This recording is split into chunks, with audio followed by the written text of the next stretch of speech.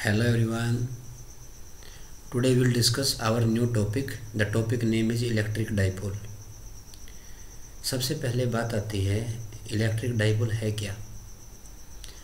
तो बच्चों किसी भी मटेरियल को एनालाइज करने के लिए हमें उसका डाइपोल नेचर पता होना ज़रूरी है। To analyse the surface property of any material then we have to know about its dipolic nature, कि उसका डाइपोल नेचर कैसा है, वो पोलर है कि वो नॉन पोलर है। अगर वो पोलर होगा तो वो डाइपोल नेचर रहेगा। तो सिंपल मीनिंग ये है मेरा, to analyse any material then we have to know about its dipole. Okay, तो बात आती है सर डाइपोल है क्या, व्हाट इज़ डाइपोल। तो मैं आपको बताना चाहता हूँ, it is an arrangement of equal and opposite charge. Equal and opposite charges separated some small distance.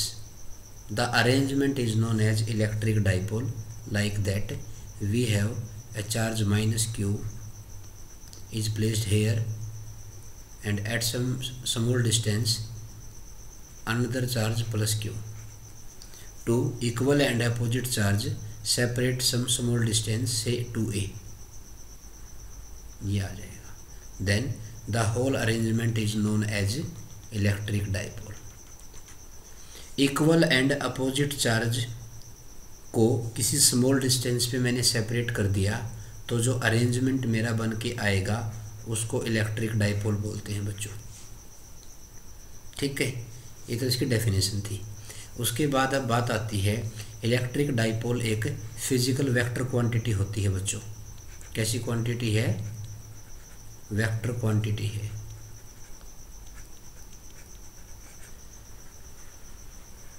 We all know a vector quantity is that quantity which have magnitude plus direction. अब magnitude की अगर मैं बात करता हूँ आपसे, electric dipole जो है, ओके, इलेक्ट्रिक डाइपोल के बाद अब इसमें एक टर्म डिफाइन होती है जिसको बोलते हैं इलेक्ट्रिक डाइपोल मोमेंट। क्या बोलते हैं बच्चों उसको? इलेक्ट्रिक डाइपोल मोमेंट बोलते हैं। क्या होती है वो? ध्यान से सुनना मेरी बात को। क्या बोला मैंने? Electric dipole moment. इलेक्ट्रिक, अगर कोई भी इलेक्ट्रिक डाइपोल होगा तो हमें उसकी डाइपोल मोमेंट पता होनी ज़रूरी है। तो electric dipole moment, it is represented by capital letter P and it is a vector quantity. We all know a vector quantity is that quantity which has magnitude and direction. अब electric dipole moment की अगर मैं magnitude की बात करता हूँ तो इसका मैग्नीट्यूड आएगा, ये जो मेरे यहाँ पे चार्जेस है ना, equal and opposite charge, equal and opposite charge हैं। मैंने क्या किया, मैंने आइदर चार्ज का मैग्नीट्यूड ले लिया, the magnitude of either charge, the magnitude of either charge and the product of magnitude of either charge and dipole length। ये जो वैल्यू आएगी इसको बोलते हैं इलेक्ट्रिक डाइपोल मोमेंट। दोबारा मेरी बात को ध्यान से सुनना, electric dipole moment is simply defined as the product of magnitude of either charge and dipole length is known as electric dipole moment। ये है उसका मैग्नीट्यूड। क्या है बच्चों? क्या है ये? मैग्नीट्यूड। अब बात आती है डायरेक्शन की, बिकॉज मैंने इसको वेक्टर क्वांटिटी बताया है, तो डायरेक्शन कैसे बताओगे? तो मैं आपको बताना चाहूँगा, अगर मेरा ये इलेक्ट्रिक डाइपोल है माइनस क्यू और ये चार्ज मेरा प्लस क्यू, तो इलेक्ट्रिक डाइपोल मोमेंट की डायरेक्शन होती है negative charge to positive charge. The direction of electrical dipole moment is from negative charge to positive charge. ये था प्यारे बच्चों इलेक्ट्रिक डाइपोल क्या होता है और इलेक्ट्रिक डाइपोल मोमेंट क्या होती है, कैसी क्वांटिटी है और उसका मैग्नीट्यूड क्या होता है और उसकी डायरेक्शन क्या होती है। अब बात आती है इसकी एसआई यूनिट के बारे में। एसआई यूनिट, तो मैं बताना चाहूँगा SI यूनिट होती है प्यारे बच्चों coulomb metre, because charge is in coulomb. यहाँ से देख लीजिए आप, charge in coulomb and distance is in metre. Coulomb metre is SI unit of electric dipole.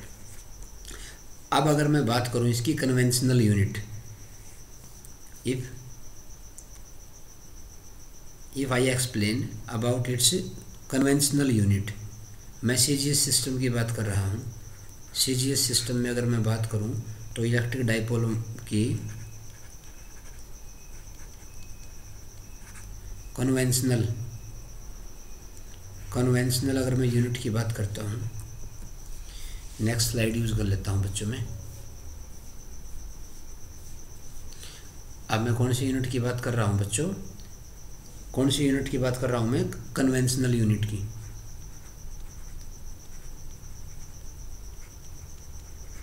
Conventional unit, तो इसकी जो कन्वेंशनल यूनिट होती है प्यारे बच्चों उसको बोलते हैं Debye. The conventional unit of electric dipole is known as Debye. और ये किसके इक्वल होती है, nearly equal to 10⁻⁻18 ESU centimetre, ये आ जाएगी। ESU इज इलेक्ट्रोस्टैटिक यूनिट, जो चार्ज होता है उसकी कूलाम तो होती है SI unit, and ESU is CGS unit, electrostatic unit, और डिस्टेंस किस में रहेगा, सेंटीमीटर में। तो जो वन कन्वेंशनल यूनिट होती है उसको बोलते हैं डिबाई। और वन डिबाई किसके इक्वल होता है, किसके इक्वल आएगा प्यारे बच्चों, 10⁻18 ESU इंटू सेंटीमीटर। और इसको थोड़ा और अगर मैं लिखना चाहूँ तो इसकी वैल्यू आएगी 3.3 इंटू 10⁻30 कूलाम सेंटीमीटर। इसको ऐसे भी लिख सकता हूँ मैं, वन डिबाई की वैल्यू आ गई प्यारे बच्चों। इसको कन्वेंशनल यूनिट बोलते हैं 3.3 इंटू 10⁻13 कूलाम मीटर, ठीक है। और अगर मैं वन डिबाई को डिफाइन करूँ यहाँ पे, तो वन डिबाई प्यारे बच्चों इक्वल टू आएगा, ये एक्चुअल में ये एक बहुत ही स्मॉल डाइपोल की मैं बात करता हूँ। अगर मेरा -10 ESU और +10 ESU चार्ज को 1 एंगस्ट्रॉम की डिस्टेंस पे सेपरेट कर दिया, तो जो मेरा अरेंजमेंट बनेगा, ये जो मेरा अरेंजमेंट बनेगा बच्चों, इसको क्या बोलते हैं, इसको बोलते हैं one Debye. When equal and opposite value of charge, charge की कितनी value, -10 ESU electrostatic unit, -10 ESU + 10 ESU, और उसको मैंने सेपरेट कर दिया through a distance of 1 angstrom. तो जो मेरा अरेंजमेंट होगा उसको बोलते हैं वन डिबाई। और वन डिबाई की वैल्यू मैं आपको बता चुका हूँ, जिसको बोलते हैं conventional unit of electric dipole. क्या मेरी बात क्लियर है, ठीक है। अब मैं बात करता हूँ, हम हमारे सिलेबस में जो हम डिस्कस कर रहे हैं उसमें हम पढ़ेंगे short electric dipole, short electric dipole. हम शॉर्ट इलेक्ट्रिक डाइपोल के बारे में पढ़ेंगे। सर इसका मतलब क्या होता है, तो मैं आपको बताना चाहूँगा। अगर ये मेरे पास नेगेटिव चार्ज Q है और ये मान लो मेरे पास पॉजिटिव चार्ज Q है, ठीक है। अब जो भी डिस्टेंस होगी, मान लो ये डाइपोल का सेंटर है, तो यहाँ से मान लो मुझे कोई P पॉइंट ले लिया और ये R डिस्टेंस है, और ये मेरे डाइपोल की लेंथ है मान लो A। इसको A मान सकते हो, 2A मान सकते हो, वैसे भी बहुत स्मॉल डिस्टेंस होती है ये चार्जेस के बीच में। तो अब इसको मैंने बोला we are assuming a short electric dipole. Short electric dipole का मतलब क्या होता है प्यारे बच्चों, कि जिस भी पर्टिकुलर डिस्टेंस पे हम वैल्यूज़ को सोल्व आउट करने की बात करेंगे, वो डिस्टेंस डाइपोल लेंथ के सामने बहुत बड़ी होगी, यानी कि R is much greater than the separation between the charges, और we can say R is much greater than the dipole length. अगर ये एजम्पशन मेरे साथ है तो हम ये मान लेंगे कि जो हमारे पास इलेक्ट्रिक डाइपोल है वो शॉर्ट है, और वैसे भी हमारा जो सिलेबस का पार्ट है उसमें हम शॉर्ट इलेक्ट्रिक डाइपोल ही पढ़ते हैं। ठीक है, तो मुझे अब मैं सिस्टम की डाइपोल मोमेंट आपको निकालना सिखाऊंगा। कैसे, ध्यान से सुनना बच्चों मेरी बात को। अगर मैं सिस्टम की डाइपोल मोमेंट आपको बताऊं तो मान लो मेरे पास एक कॉम्बिनेशन है, जैसे बिल्कुल सिंपल से न्यूमेरिकल से मैं स्टार्ट करता हूं, थोड़ा आपको प्रैक्टिस भी हो जाएगी। अगर मैं एक सिंपल एग्जांपल की बात करता हूं, मान लो मेरे पास कोई अरेंजमेंट है, ये एक्स एक्सिस है, ये मान लो वाई एक्सिस है, और ये इसका ओरिजिन है 0,0। ठीक है, मान लो एक चार्ज यहाँ पे रखा हुआ है प्लस क्यू, और एक चार्ज यहाँ पे रखा हुआ है प्लस क्यू, और ये जो ओरिजिन है प्यारे बच्चों यहाँ पे रखा हुआ है -2q। डाइपोल लेंथ ए, डाइपोल लेंथ ए। तो क्या होगा बताओ, मुझे इस पूरे सिस्टम की क्या निकालनी है, डाइपोल मोमेंट निकालनी है प्यारे बच्चों। तो मैं क्या करूँगा बताओ, तो ये जो -2q चार्ज है ना, इसको मैं डिवाइड कर लूँगा, इसको मैं डिवाइड कर लूँगा किसके अंदर, -q और -q में। एक -q तो इसके साथ डाइपोल बना लेगा और एक -q उसके साथ डाइपोल बना लेगा। तो मेरा कहने का मतलब ये है, एक तो ऐसे आ जाएगा और एक ऐसे आ जाएगा। बोलो बच्चों, एक ऐसे आ जाएगा। ठीक है, तो इसको क्या बोलता हूँ मैं, P या P1 बोल दो। तो वैल्यू कितनी आएगी, Q इंटू A, और एक मोमेंट इधर आ जाएगी, इसको भी P ही बोलूँगा। ये भी कितना होगा, आइदर चार्ज का मैग्नीट्यूड इंटू डाइपोल की लेंथ। अभी जो दो मोमेंट आई है मान लो P1 और P2, दोनों के दोनों क्या है, equal in magnitude and the angle between is 90 degree. तो मैं क्या करूँगा, parallelogram law of vector addition से जो नेट मोमेंट आएगी मेरी सिस्टम की वो किसके बराबर आएगी। अगर मेरे दोनों वेक्टर आइडेंटिकल हैं तो जो मेरा रिजल्टेंट होगा वो इन दोनों को बाइसेक्ट कर देगा, यानी कि ये आ जाएगी, इसको बोलते हैं पी नेट या पी ऑफ सिस्टम। किसके इक्वल आएगी वो बनेगी √2p के बराबर, ये आ जाएगा। ठीक है ना पहले बच्चों, और p की वैल्यू कितनी आई हुई है, q इंटू ए। तो मैं ये यहाँ पे बताना चाहूँगा, जो मेरी p नेट आएगी वो किसके बराबर आएगी, √2q इंटू ए। ये तो आ गया इसका मैग्नीट्यूड, क्या आ गया इसका ये मैग्नीट्यूड। अगर मैं इसके डायरेक्शन की बात करता हूँ तो बताओ डायरेक्शन क्या बनेगी, बोलो बच्चों, डायरेक्शन क्या बननी चाहिए इसकी, बोलो। तो मैं डायरेक्शन के लिए मुझे क्या यूज़ करना पड़ेगा, मुझे यूज़ करना पड़ेगा यूनिट वेक्टर। तो अगर ये डायरेक्शन में क्या मान लेता हूँ, ये डायरेक्शन मान लेता हूँ मैं r यूनिट वेक्टर। तो मैं क्या लिखूँगा बताओ प्यारे बच्चों, r यहाँ पे, इसको मैंने कौन सी एक्सिस ले लिया, इसको मैंने x एक्सिस एज्यूम कर लिया, इसको मैंने y एक्सिस एज्यूम कर लिया। तो बताओ r किसके इक्वल होगा, r को मैं क्या लिख सकता हूँ, r को मैं लिख सकता हूँ xi कैप, यानी कि x में कितना है a, तो ये ai cap plus aj cap. तो अगर मैं इसका क्या निकालूँ मैग्नीट्यूड, तो किसके इक्वल आ जाएगा, वो √2a के बराबर आ जाएगा। किसके इक्वल आ जाएगा, √2a। तो इसको अगर मैं आपको बताना चाहूँ तो मेरी वैल्यू बनेगी यहाँ पे, क्या लिखूँ इसको मैं, अगर मैं निकालूँ इसका मैग्नीट्यूड तो किसके इक्वल आ जाएगा बच्चों, ये किसके इक्वल आ जाएगा, इसको बोलेंगे √2a। ये वैल्यू आ जाएगी यहाँ पे अगर मैं इसका निकालूँ r। अगर मुझे बताना है इसका r वेक्टर, तो r वेक्टर किसके इक्वल होता है, r वेक्टर होता है किसके इक्वल प्यारे बच्चों, simple vector by its magnitude. तो इसको डिवाइड करोगे ना आप, तो सिंपल वेक्टर कितना है मेरा, a को कॉमन निकाल लो, i cap plus j cap, और r का मैग्नीट्यूड कितना आ गया प्यारे बच्चों, √2a। a से a कट जाएगा, तो मेरा r यूनिट वेक्टर किसके इक्वल आएगा, i cap plus j cap by √2, ये आ जाएगा मेरा r कैप। तो अगर मैं डायरेक्शन की बात, ये तो आ गया मैग्नीट्यूड, मैं निकाल चुका हूँ, बता चुका हूँ। अगर मुझे डायरेक्शन की बात करनी है तो क्या लिखूँगा प्यारे बच्चों, p net vector equal to क्या लिखूँ मैं, √2qa into I cap plus J cap into √2 से √2 कट जाएगा तो मेरा पी नेट किसके इक्वल आ जाएगा, Q A into I cap plus J cap. ये मेरा आंसर रहेगा प्यारे बच्चों। क्या आपको समझ में आ गया? ये था, अगर एक सिस्टम अगर मैं अरेंजमेंट बनाता हूँ टू इलेक्ट्रिक डाइपोल का, तो नेट मेरी इलेक्ट्रिक डाइपोल मोमेंट जो आएगी उसका मैग्नीट्यूड क्या होगा एंड उसकी डायरेक्शन क्या होगी। क्या आपको क्लियर है?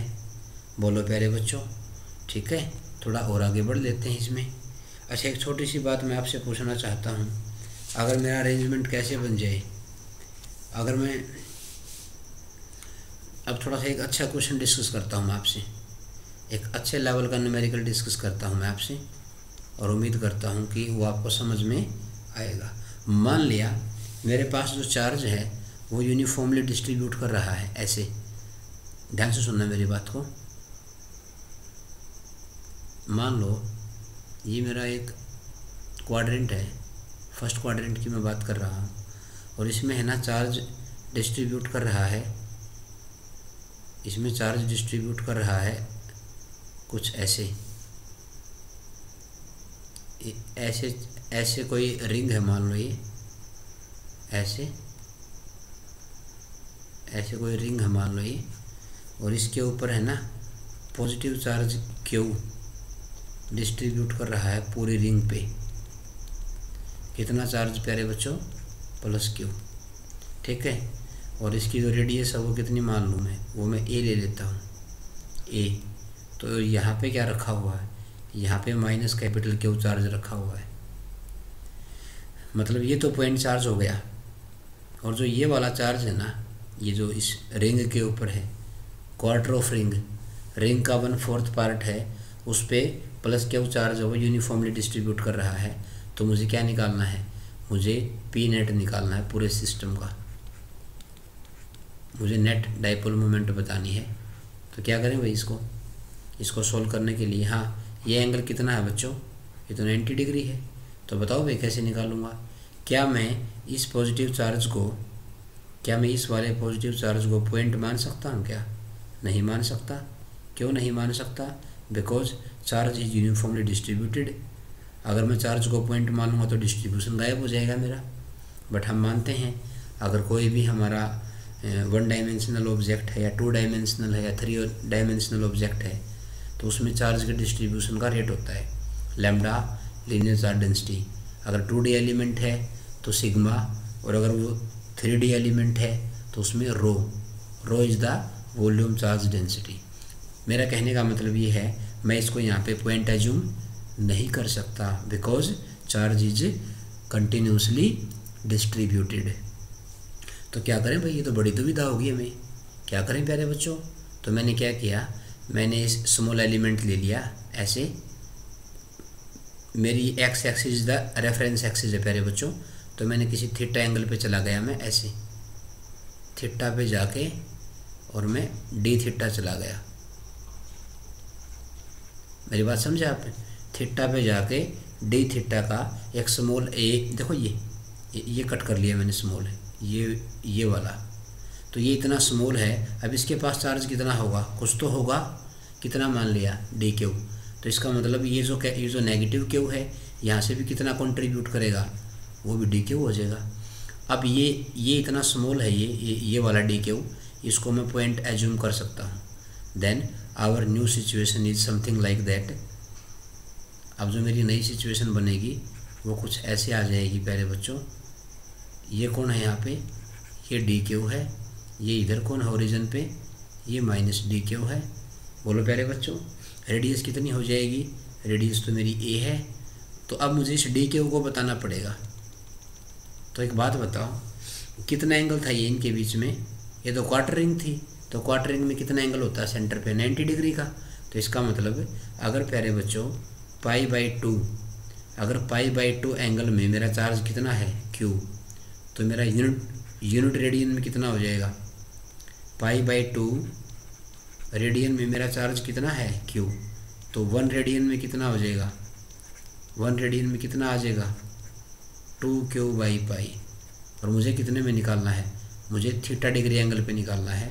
तो इसलिए थीटा डिग्री एंगल पे कितना होगा थीटा रेडियन में, तो मैं उसको डी क्यू का नाम दूंगा। वो डी क्यू किसके बराबर आ जाएगा, 2q/पाई इंटू थीटा। यहाँ पे कन्फ्यूज़ मत होना प्यारे बच्चों, क्यू में और थीटा में। ये क्यू है और ये एंगल है, ये एंगल है और ये चार्ज है। चलो भाई बहुत बढ़िया, डी क्यू का तो हमें पता लग गया प्यारे बच्चों। अब हम क्या करेंगे, अब बताओ, ये नेगेटिव डी क्यू है, ये पॉजिटिव डी क्यू है, तो डाइपोल मोमेंट मेरा किधर होगा, ऊपर की तरफ, यानी कि ऐसे मेरा कौन होगा, बोलो प्यारे बच्चों, ये होगा मेरा डीपी। तो डीपी की वैल्यू कितनी आएगी, बोलो प्यारे बच्चों, तो मेरे डीपी की वैल्यू आएगी छोटा चार्ज डी क्यू का मैग्नीट्यूड इंटू डाइपोल की लेंथ। ये डीपी आ गया भाई बच्चों।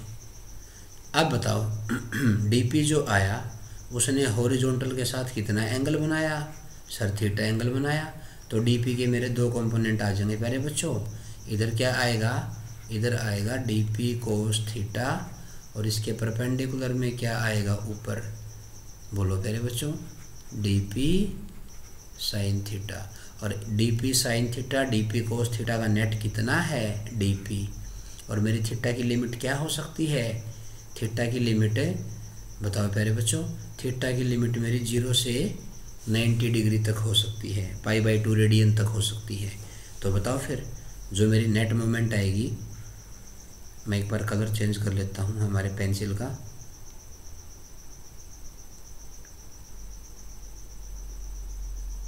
तो बताओ dpx किसके बराबर आया प्यारे बच्चों, बताओ dpx किसके बराबर आया, इसको लिखूँगा मैं dp कोस थीटा के बराबर, ठीक है। और dpy किसके बराबर लिखूँ, dpy बनेगा dp साइन थीटा के बराबर। तो dp की वैल्यू कितनी है प्यारे बच्चों, dp की वैल्यू है dq इंटू ए, और dq की वैल्यू कितनी है प्यारे बच्चों, dq की वैल्यू ये है। तो फाइनली मैं सभी वैल्यूज़ को यहाँ पे पुट कर रहा हूँ। तो dpx किसके इक्वल आ जाएगा, dpx की वैल्यू बनेगी 2q बोलो प्यारे बच्चों बाय पाई, बोलो अरे बोलो यार।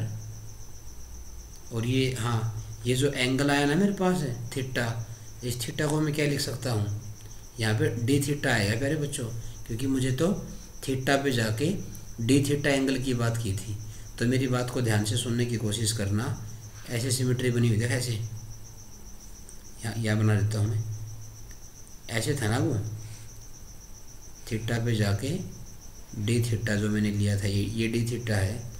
तो ये जो लेंथ है, ये रेडियस कितनी है ए, तो ये लेंथ कितनी होगी मेरी डी एल, बताओ किसके इक्वल होगी। तो यहाँ पे मैं यूज़ करने वाला हूँ आर्क रूल। क्या होता है arc rule, angle equal to length by radius, कितनी रेडियस ए, यह आ जाएगी प्यारे बच्चों। बोलो यार क्या तुम्हें समझ में आ गया, बोलो प्यारे बच्चों। तो यहाँ पे वैल्यू कितनी आ जाएगी मेरी, तो डी क्यू में कितनी वैल्यू बनेगी डी क्यू में मेरी, बोलो प्यारे बच्चों। क्या तुम्हें मेरी बात समझ में आ रही है ना। देखो π/2 डिग्री में कितना चार्ज था, बोलो प्यारे बच्चों, π/2 में कितना चार्ज था Q, 1 में कितना था, 1 में कितना था, ये π/2 नीचे आ जाएगा। और डी क्यू में कितना है, डी क्यू में, तो डी क्यू मल्टीप्लाई में आ जाएगा, बोलो प्यारे बच्चों। तो जब डी क्यू की वैल्यू यहाँ मल्टीप्लाई में आएगी तो मेरी वैल्यू किसके इक्वल आ जाएगी, बोलो अरे यार π/2 में कितना चार्ज है Q, 1 रेडियन में कितना चार्ज है ये, तो डी थीटा में कितना आ जाएगा, तो ये डी थीटा है प्यारे बच्चों, ये डी थीटा है एंगल। मेरी बात को ध्यान से सुनने की कोशिश करो आप। देखो मैं एक बार दोबारा थोड़ा सा आपको इसमें हेल्प कर देता हूँ आपकी।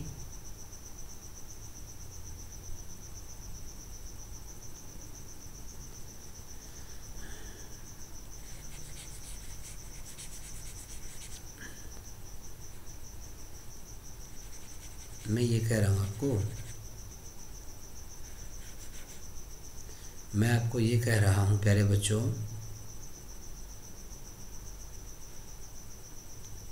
मैं ये कह रहा हूँ आपको, एंगल कितना है मेरा पूरा 90 डिग्री। 90 डिग्री में कितना चार्ज है प्लस क्यू, तो 1 डिग्री में कितना है π/2 उसके नीचे आ जाएगा। और मुझे कितने में निकालना है डी क्यू में, तो वो डी थीटा में, तो डी थीटा किस में आ जाएगा मल्टीप्लाई में आ जाएगा। तो मैं ये कहना चाहता हूँ डी क्यू की वैल्यू आएगी, क्या लिखूँ 2Q/π इंटू डी थीटा, ये आ जाएगी। अब इस डी क्यू की वैल्यू मैं यहाँ पुट करने वाला हूँ, तो किसके इक्वल आ गया बताओ प्यारे बच्चों, बोलो। तो इसको लिखूँगा 2Q/π इंटू डी थीटा, और इंटू में क्या है ए, और इंटू में क्या है कोस थीटा। तो यहाँ से मैं क्या कॉमन निकाल सकता हूँ, बोलो प्यारे बच्चों। तो dpx किसके इक्वल आएगा, 2 कॉमन आ गया, q कॉमन आ गया, a कॉमन आ गया, और ये बन गया cos theta into D theta, और पाई भी मैंने कॉमन निकाल लिया। और क्या कर दूंगा पूरे के लिए इसको इंटीग्रेट, और लिमिट क्या बनेगी, देखो ये पूरा थीटा के रिस्पेक्ट में आ गया, तो 0 से कितना आ जाएगा मेरा एंगल π/2। और ऐसे ही प्यारे बच्चों में इधर यूज़ करने वाला हूँ, dpy बराबर है क्या बनेगा प्यारे बच्चों 2Qa/π इंटीग्रेशन, क्या लिखूँ यहाँ पे, मैं लिखूँगा साइन थीटा डी थीटा, और लिमिट क्या लिखूँ 0 से पाई।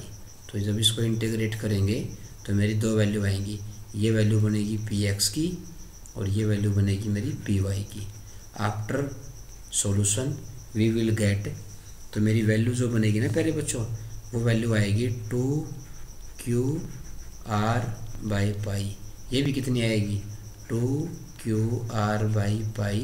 और जब इसका नेट निकालोगे ना आप, यानी कि नेक्स्ट पेज का यूज़ कर लेता हूँ मैं ये कहना चाहता हूँ x में भी कितना आ गया मेरा px कितना आ गया, और इधर कितना है py।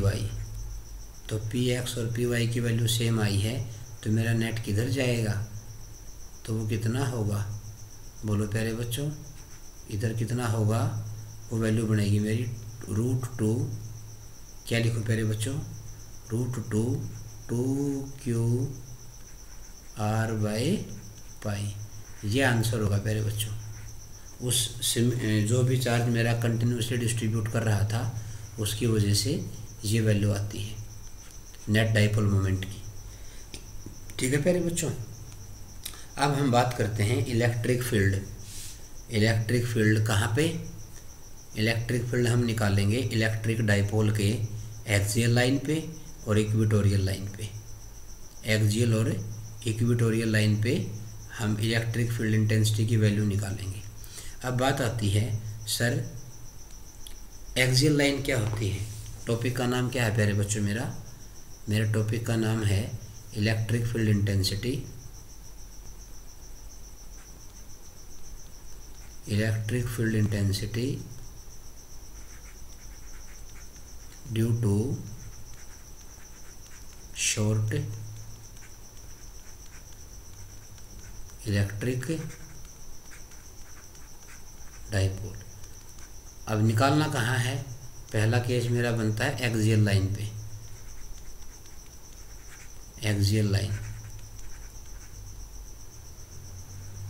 एक्सियल लाइन क्या बोलते हैं, किसे बोलोगे आप axial line, a line which is passes through centre of dipole and parallel to the dipole length. मतलब ये है प्यारे बच्चों, अगर ये मेरा नेगेटिव चार्ज Q है और ये मेरा पॉजिटिव चार्ज Q है, और डाइपोल की लेंथ कितनी मान लेता हूँ मैं, मान लिया 2a ले ली मैंने। सर कभी आप a ले लेते हो, कभी आप 2a, कोई फ़र्क नहीं पड़ता बेटा, क्योंकि वेरी स्मॉल सेपरेशन है ये। ठीक है, अब हुआ क्या, इसमें मैंने क्या किया, ये डाइपोल का सेंटर आ गया पहले बच्चों O पे। अब एक लाइन पास करूँगा, जो डाइपोल के सेंटर से पास करेगी और इसकी जो लेंथ है ना उसके पैरेलल होगी, यानी कि ऐसे ऐसे। इस लेंथ को, इस लाइन को क्या बोलते हैं? इसको बोलते हैं एक्सियल लाइन, जो डाइपोल के सेंटर से पास करेगी और डाइपोल की लेंथ के पैरेलल होगी, इसको बोलते हैं एक्सियल लाइन। अब दूसरी एक लाइन होती है प्यारे बच्चों, इक्वेटोरियल लाइन। कौन सी लाइन? Equatorial line. सर वो क्या होती है? वो भी डाइपोल के सेंटर से पास करेगी, बट वो डाइपोल लेंथ के क्या होगी? वो डाइपोल लेंथ के ऐसे परपेंडिकुलर हो जाएगी, उसको बोलते हैं इक्वेटोरियल लाइन। क्या बोलते हैं? Equatorial line. ये कौन सी लाइन होती है? Axial line. क्या मैं क्लियर समझूँ इन दोनों को? ठीक है। अब मुझे जो इलेक्ट्रिक फील्ड इंटेंसिटी बतानी है वो मुझे बतानी है किसकी वजह से? एक्सियल लाइन की वजह से। तो मैं आपको एक्सियल लाइन का टॉपिक बताने वाला हूँ। ठीक है प्यारे बच्चों।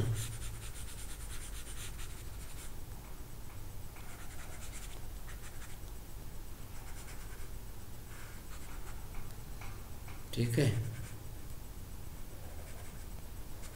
ये मान लो मेरी एक्सियल लाइन है प्यारे बच्चों। तो एक्सियल लाइन जो है इस पे मैंने क्या किया, इलेक्ट्रिक फील्ड इंटेंसिटी आपको फाइंड आउट करके दिखानी है। तो मैं क्या करूँगा, ये जो डाइपोल का सेंटर है ना यहाँ पे, ये ओ पे, अब यहाँ से मैंने क्या किया, किसी आर डिस्टेंस पे पी पॉइंट ले लिया मैंने। ये रहा, ये कोई पी पॉइंट है, कितनी डिस्टेंस पे? आर।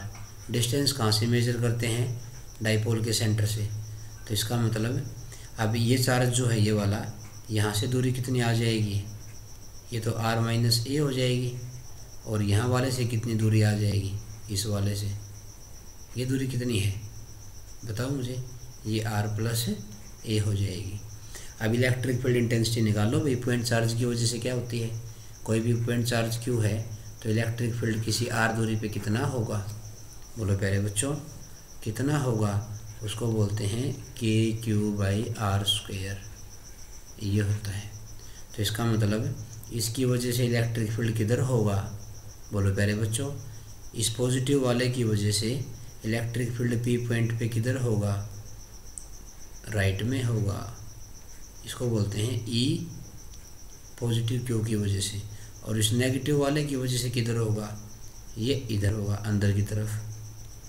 तो इसका मतलब अगर मैं इस पी पॉइंट को यहाँ बना के दिखाऊं, अगर मैं पी पॉइंट को अलग से निकाल के दिखाऊं तो प्यारे बच्चों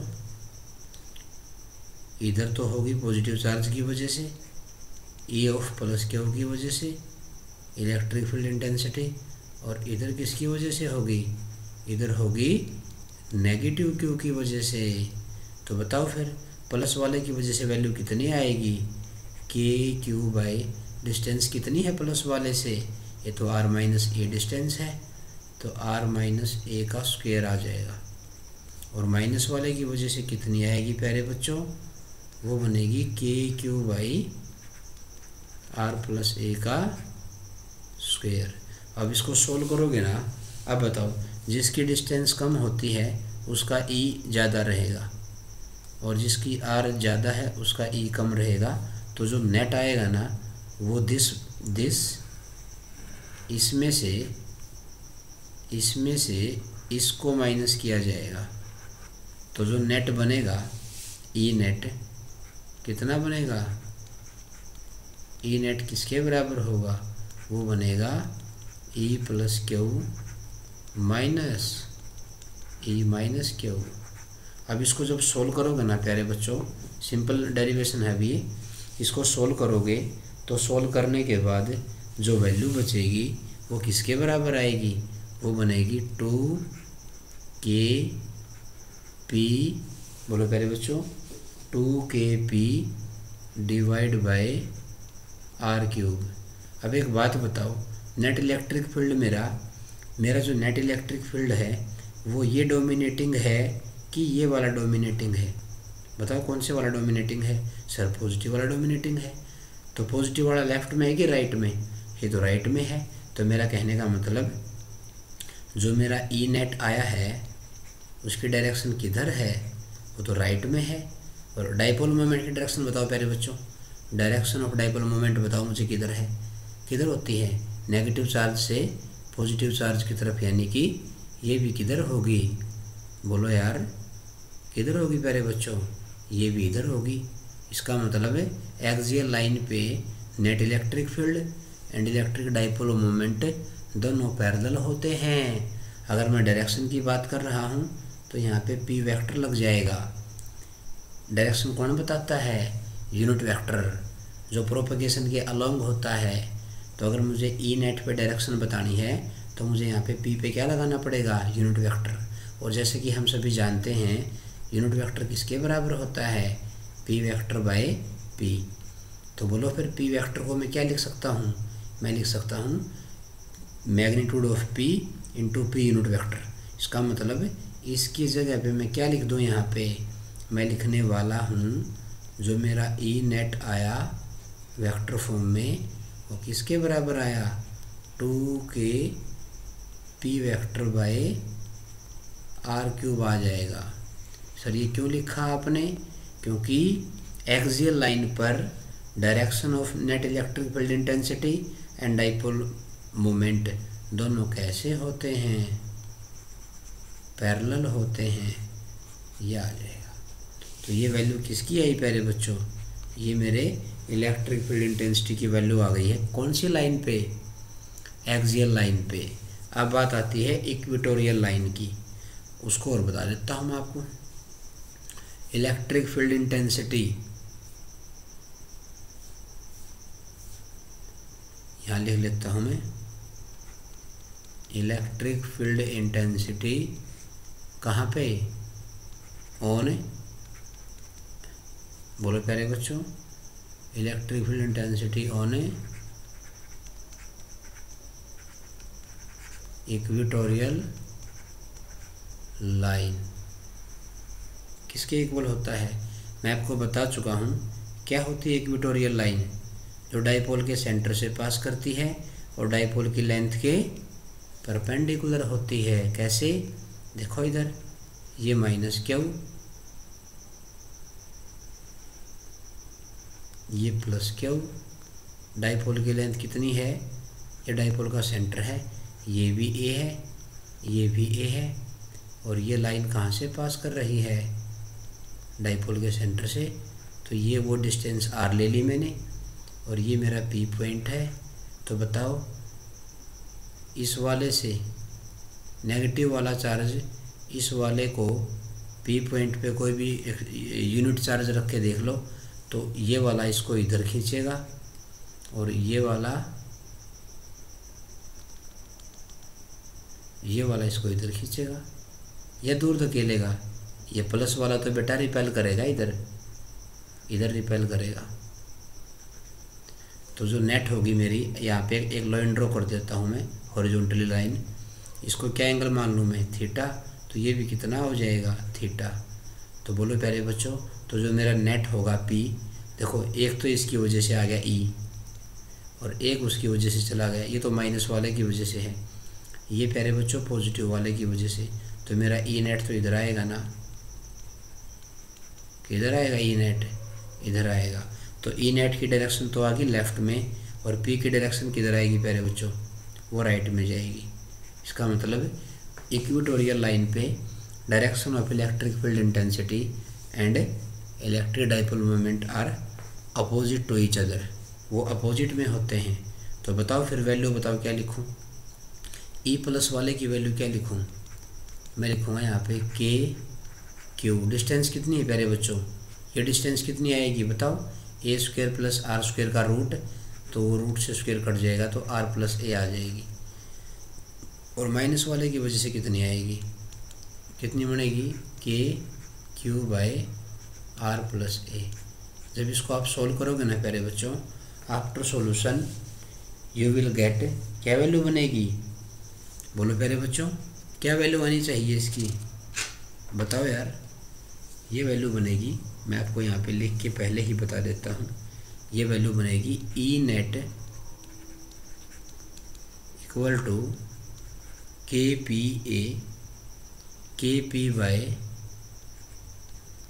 आर स्क्वायर प्लस, बोलो प्यारे बच्चों, किसके इक्वल आएगी, R square plus A square की पावर, बोलो प्यारे बच्चों, 3/2 आएगी सोल्व करने के बाद। और हम क्या एज्यूम करके चलते हैं, शॉर्ट इलेक्ट्रिक डाइपोल, तो जो मेरा आर होगा वो ए के सामने मच ग्रेटर देन होगा, तो मैं आर के सामने ए को क्या कर दूँ, नेगलेक्ट कर दूँगा। तो ई नेट की वैल्यू किसके बराबर आ जाएगी प्यारे बच्चों, के पी बाय आर क्यूब, ये आ जाएगी प्यारे बच्चों। अब डायरेक्शन किधर आई आप खुद बताओ मुझे, यहाँ पे क्या लगा दूंगा मैं, पी कैप, लेकिन ई नेट तो ये आ जाएगा और पी कैप इधर आ जाएगा, तो ई और पी में कितना एंगल है, 180 डिग्री। तो इसको मैं ऐसे लिखना चाहूँगा यहाँ पे वेक्टर फॉर्म में, E vector equal to minus k p vector divide by r cube. Sir ये नेगेटिव क्यों लगाया, क्योंकि प्यारे बच्चों वेक्टर के केस में अपोजिट डायरेक्शन को नेगेटिव साइन के द्वारा रिप्रेजेंट किया जाता है। क्या आपको मेरी बात क्लियर है? अच्छा, एक इसका केस बनता है एट एनी पॉइंट पे, एक ठीक है, एट एनी पॉइंट के लिए और बता देता हूँ मैं आपको, है आसान, बट थोड़ा ध्यान से सुनने और समझने की कोशिश करना मेरी बात को, ठीक है प्यारे बच्चों। तो अब मैं बात कर रहा हूँ electric field intensity at any general point, electric field intensity at any general point.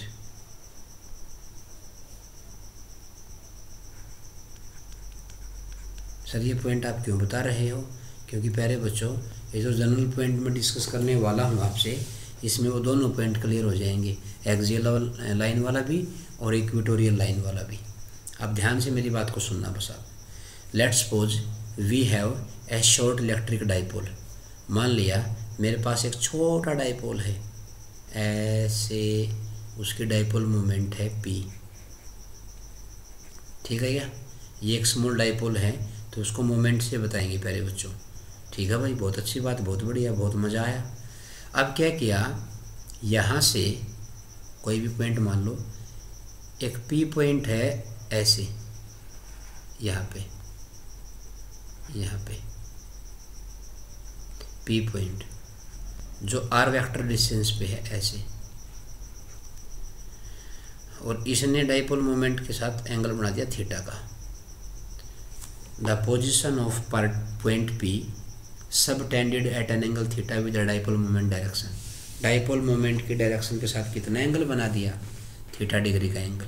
तो मुझे इस पॉइंट पे नेट इलेक्ट्रिक फील्ड निकालना है, तो एक काम कर लेते हैं, इस P के दो कंपोनेंट ले लेते हैं, है ना प्यारे बच्चों, P के दो कंपोनेंट ले लेते हैं, एक तो उस R के अलोंग आ जाएगा और एक उस R के, बोलो प्यारे बच्चों, एक उस R के परपेंडिकुलर आ जाएगा। कैसे, इधर क्या लिखूं बताओ, इधर क्या लिखूं, इधर लिखूंगा मैं P कोस थीटा, और इसके परपेंडिकुलर में इधर क्या लिखूं, इसको लिखूंगा मैं P साइन थीटा।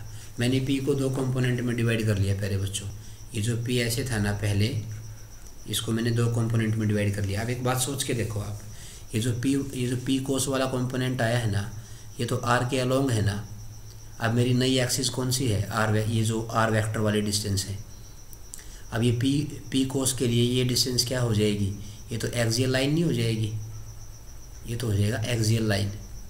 तो यहाँ पे ये एक्सियल लाइन होगा, तो यहाँ पे E ऐसे आएगा, E एक्सियल। तो इसकी वैल्यू क्या लिखूँ प्यारे बच्चों बताओ, एक्सियल लाइन पे E की वैल्यू कितनी होती है, 2kp/r³। कितनी होती है, 2kp। P कितना है मेरा एक्सियल लाइन पे, P है कि P कोस थीटा, ये तो P कोस थीटा है, और डिवाइड बाई में R है तो R का क्यूब आ जाएगा, नो डाउट।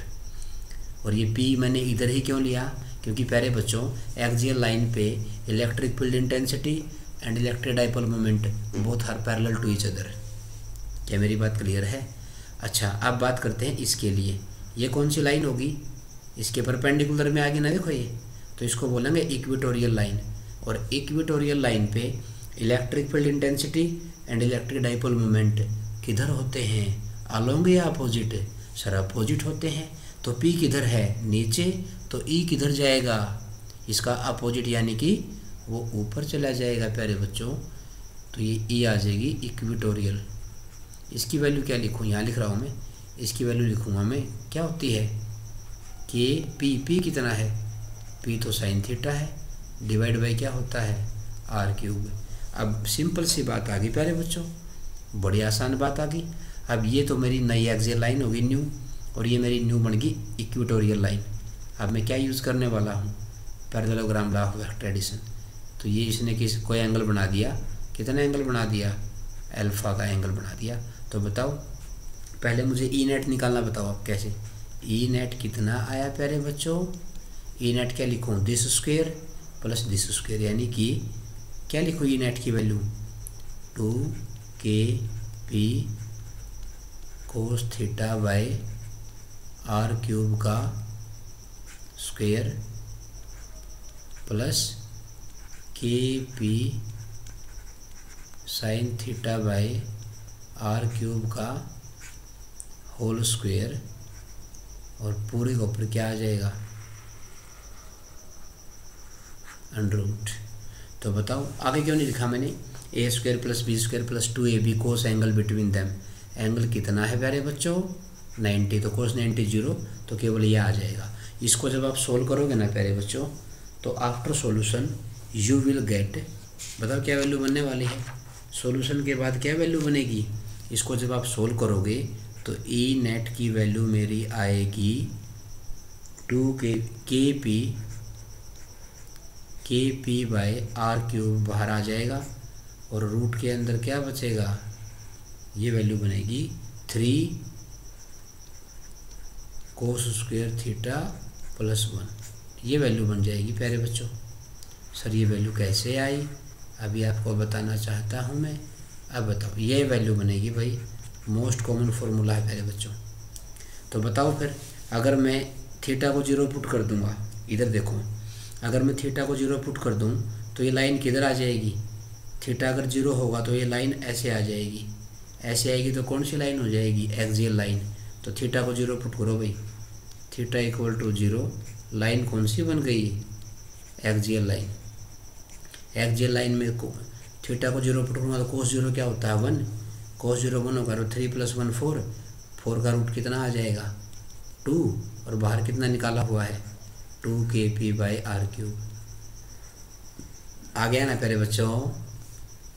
और अगर थीटा मेरा कितना हो जाएगा 90, तो थीटा 90 हुआ तो ये लाइन कैसे आ जाएगी, ये आर वेक्टर ऐसे आ जाएगा, और 90 होगी तो कौन सी लाइन होगी, ये इक्वेटोरियल लाइन। यहाँ पुट करो थीटा को 90, कहाँ पुट करोगे, यहाँ।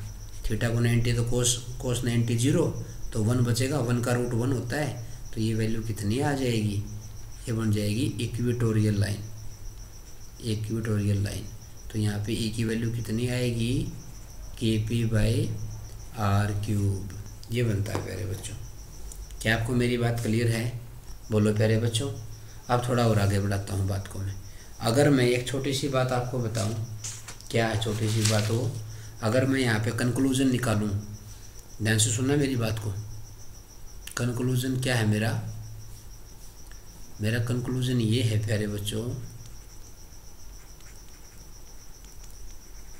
अगर मैं इलेक्ट्रिक फील्ड इंटेंसिटी की डिपेंडेंसी बताऊँ आपको, जैसे पहला केस मेरा है इनफाइनाइट वायर, ई की डिपेंडेंसी बता रहा हूँ मैं डिस्टेंस के साथ। अगर मैं इनफाइनाइट वायर की बात करता हूँ तो मेरा जो ई होगा, ई इलेक्ट्रिक फील्ड इंटेंसिटी, वो डायरेक्टली प्रोपोर्शनल होगा आर की 0 पावर के, किसके, आर की 0 पावर पे। इनफाइनाइट वायर अगर है तो ई की वैल्यू क्या होगी, ई की डिपेंडेंसी विद आर ये आ जाएगी। सेकंड, अगर मेरा पॉइंट चार्ज है, कैसा चार्ज है, सॉरी पॉइंट चार्ज से पहले आएगा लीनियर चार्ज। चलो पॉइंट चार्ज है तो ई की डिपेंडेंसी कितनी होती है प्यारे बच्चों, डायरेक्टली प्रोपोर्शनल टू r-2। यहाँ ले लेता हूँ थर्ड लाइन चार्ज। अगर कैसा चार्ज है प्यारे बच्चों, लाइन चार्ज है तो तो ई की डिपेंडेंसी है आर के लीनियरली इनवर्सली हाइपरबोलिक। ठीक है प्यारे बच्चों, अगर थोड़ा और बताऊं मैं इसको,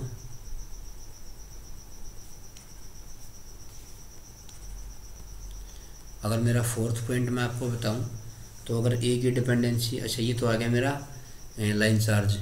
ठीक है, इनफाइनाइट वायर की बात कर ली, लाइन चार्ज की बात कर ली, पॉइंट चार्ज की बात कर ली। अगर मेरा डाइपोल है तो ए की डिपेंडेंसी क्या होती है प्यारे बच्चों, r⁻³ अगर मेरा क्वाड्रपोल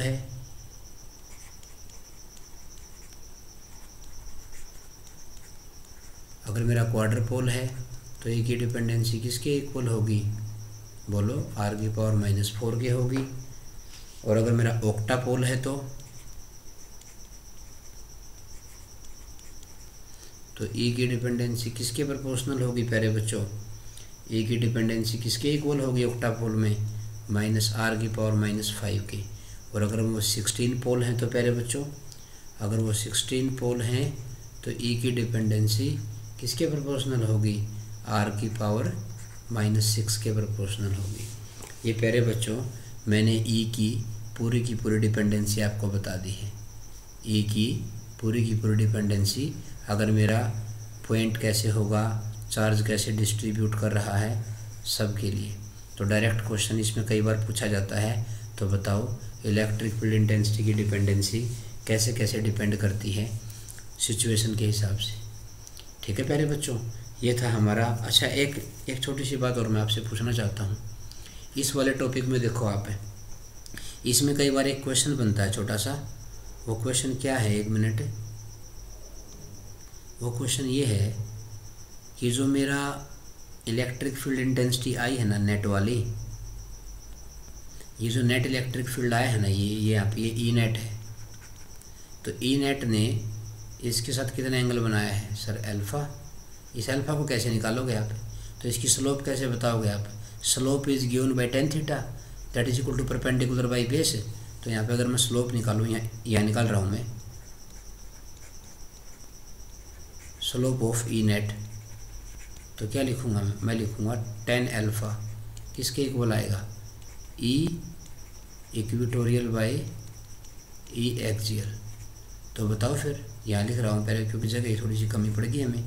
तो स्लोप क्या लिखूँ, tan अल्फ़ा इक्वल टू किसके इक्वल आएगा, इसको जब पुट करोगे ना आप, ये कौन है, ई इक्वेटोरियल, इसकी वैल्यू कितनी आ रही है, इसकी वैल्यू ये आ रही है, ये रही। और ये वैल्यू कौन सी है, एक्सियल वाली। तो जब इसको डिवाइड करोगे ना तो मेरी वैल्यू बनेगी हाफ tan थीटा। तो ये है जो अल्फ़ा एंगल आया, ये जो अल्फ़ा एंगल बनाया, ये इस थीटा का आधा, half of the tangent theta. ठीक है, तो यहाँ कई बार एक यहाँ पे एक नोट के रूप में आपको बताना चाहूँगा, कई बार एक बात पूछता है वो, एंगल बिटवीन किसके बीच में, पी के बीच में एंड ई नेट के बीच में। तो बताओ पी में और ई नेट में कितना एंगल होगा, ये पी है और वो ई नेट है, तो कितना लिखूँ, बोलो प्यारे बच्चों, उसको लिखूँगा मैं थीटा प्लस कितना, थीटा प्लस अल्फ़ा। ये एंगल होता है प्यारे बच्चों।